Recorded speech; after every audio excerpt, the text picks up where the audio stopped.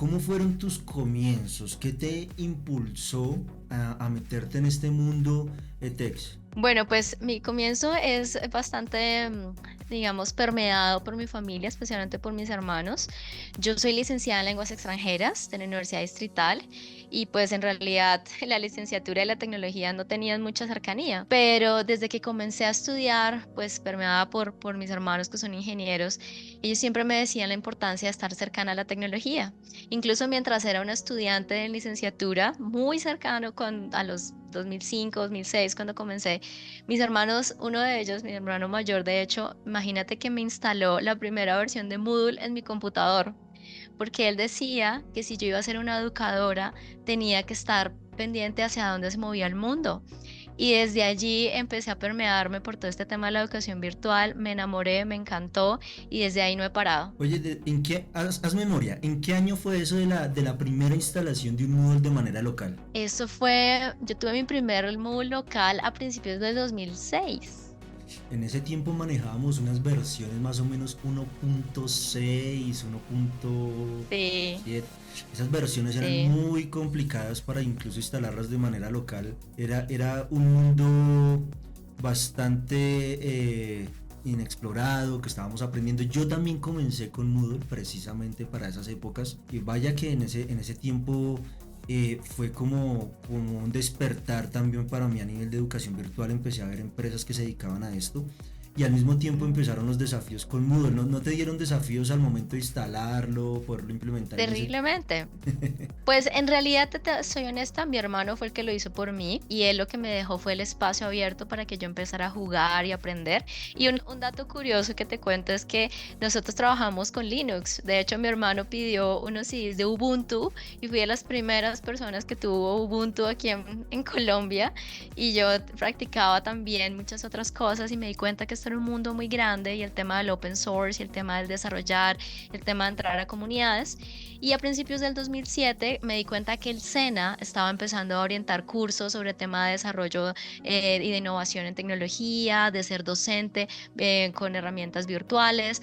Y de ahí empecé a hacer cursos por mi cuenta y pues como tenía el acceso a mi Moodle local, entonces empecé a practicar y empecé a darme cuenta pues que esto era un mundo que evolucionaba y que realmente hacia allá iba el mundo. Y pues por el tema de estar estudiando una licenciatura, pues estaba empezando a entender la pedagogía, la parte de la orientación hacia la comprensión de cómo es que funciona el cerebro humano, cómo aprendemos, y me di cuenta que si conectamos eso con la tecnología, pues hay un gran potencial, pero todavía estaba muy incipiente el tema de conectar, como tú dices, todo era un poco complejo, todavía no se entendía muy bien.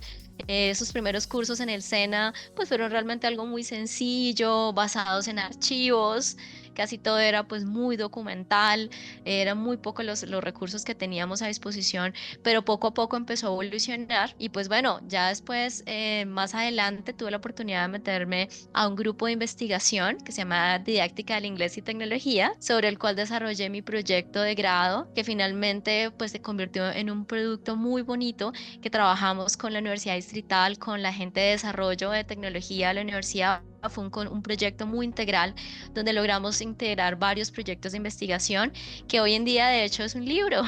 Es un libro que en su momento pues fue algo muy novedoso, que era cómo hacer la didáctica del inglés con tecnología y enseñarle a los docentes a hacer mejor sus prácticas pedagógicas, y lo hicimos incluso a través de una plataforma que crearon los chicos de la Universidad Distrital, y desde allí pues fue muy interesante darme cuenta que se podía. Empezamos a crear comunidad internamente. Claro que fue un ejercicio que fue muy complejo, ya te imaginarás en esa época. Además, no, eso no lo hicimos en Moodle, sino eso fue en otra plataforma creada por estos estudiantes que estaban estudiando la parte de tecnología, de la sede de la Candelaria acá en Bogotá. Entonces fue una experiencia muy bonita. Y pues obviamente tú dices, todos los retos, ¿no? Ya te imaginarás de todo tipo, pero pues de allí surgieron cosas muy bellas y de ahí me di cuenta que esa conexión era algo que me llamaba profundamente. En ese tiempo ya existía una empresa reconocida a nivel Colombia, que ya era partner de Moodle, que era en nivel 7, era la que Claro, era la que los tenía la conocí. fortaleza. ¿Sí? ¿Los conociste? ¿Qué experiencia Por tuviste con ellos? supuesto, muchísimo. Yo estuve en todos los eventos de e-learning desde que comenzaron y ellos eran el referente.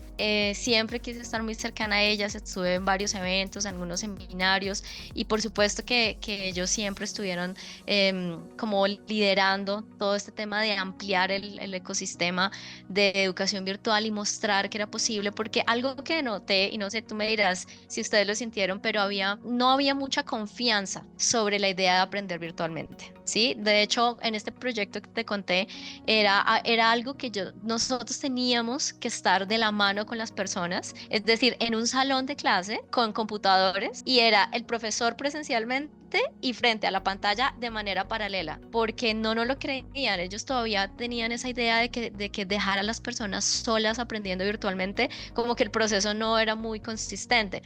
Entonces, en nivel 7 ellos fueron los que empezaron a hacer crecer esto y para mí fueron referente. Obviamente, todos los eventos que hicieron acá en Bogotá y en Colombia sobre e-learning, aquí hicieron, incluso pues se hicieron varias conferencias y ahí fue que conocí las primeras empresas y justamente empecé mi primer trabajo formal. Yo fui consultora de e-learning para un software francés, que fue una herramienta de autor muy bonita que ya no existe, pero se llamaba Doceo, que era un authoring tool y era muy bonito para crear cursos, contenidos, pero todavía era difícil encima de todo entrenar a los profesores para crear para educación virtual como un complemento de la presencial y además era un software muy innovador para su época. Entonces eso le añadió una capa adicional de reto a poder traer e implementar todas estas tecnologías y a desarrollar el e-learning en Colombia. Mira que acabaste de decir algo súper importante y era el tema de la confianza. A mí me pasó exactamente igual en 2006, 2007 cuando empecé a enseñar sobre Moodle. Sobre Moodle me tocaba igual en el aula física con los docentes con sus computadores abiertos, enseñándoles los diferentes tipos de actividades, de recursos y estaba, lo que tú dices es totalmente verídico, la desconfianza de que eso funcionara de manera virtual. Y no solo por eso, sino porque la tecnología todavía estaba muy inmadura pues voy a hablarlo en términos de Colombia y en expertos de que pudieran desplegar una solución Moodle de manera masiva. Entonces, esas plataformas de esos tiempos, medio tú instalabas un complemento que no fuera compatible o estornudaras sobre ella, ya se te iba al piso. Eso en Sí, ese tiempo era. sí. Entonces, por eso se me vino a la cabeza nivel 7 porque en ese tiempo ellos asumieron la batuta y tenían proyectos muy buenos. Ellos fueron, pues sí, lo que tú dices, un referente para todos nosotros en ese tiempo. Sí, sí, realmente lo fueron y de ahí como que eso empezó a abrir como esos resultados que ellos entregaron empezaron a abrir oportunidades a otras personas para que empezara justamente esa barrera de la confianza a disminuir, ¿sí? O sea, a darse cuenta, por ejemplo, las instituciones en general y yo creo que los primeros que abrieron eso fueron las universidades, los primeros que empezaron a implementar y empezar a abrir esas otras opciones de fortalecer, finalmente complementar el currículo de manera de la parte tradicional, porque se dieron cuenta que era necesario. Y muchísimo antes de la pandemia y demás, casi siempre había una pregunta y es, finalmente, ¿sí se puede aprender virtualmente? Y finalmente también, ¿qué implica? Desde todo tipo, desde la infraestructura, desde la formación docente, desde los niveles de evaluación de calidad, que eso era uno de los grandes retos. Y pues también pues tuve la oportunidad de participar en múltiples proyectos y me di cuenta que aquí en Colombia hay muchas personas comprometidas y que creen y le apuestan a la educación virtual y que saben el potencial que tiene, pero también debe ir de la mano de unos planes y de una organización muy desde lo político, desde lo organizacional, desde lo financiero y por supuesto alineado con una misión institucional para que eso pueda realmente dar buenos frutos. Bueno amigos, ella fue Margarita Araqué, nos acompañó el día de hoy. Vamos a dejar los enlaces de las redes sociales de ella, vamos a dejar el enlace, el contenido que nos compartió. Recuerden que ella es una consultora, pudieron evidenciar su experiencia profesional, es espectacular. No duden en visitar sus redes sociales, en seguirla. Si están interesados en proyectos de educación, ella es la indicada, ya lo saben. Entonces les agradecemos, no olviden darle like, suscribirse, visitarnos, nos vemos en una próxima ocasión. Chao, chao.